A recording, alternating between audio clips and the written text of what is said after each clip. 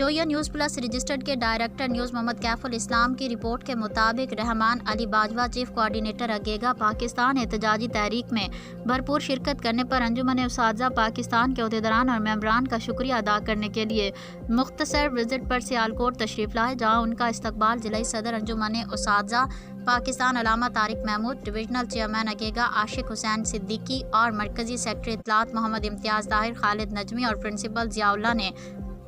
अपने office higher secondary Sialkot city में किया। इस मौके पर रहमान अली बाजवा ने पंजाब हुकूमत के नुमाइंदगान के साथ होने वाले मुज़ाकरात से मुतालिक तफसीली गुफ्तगू की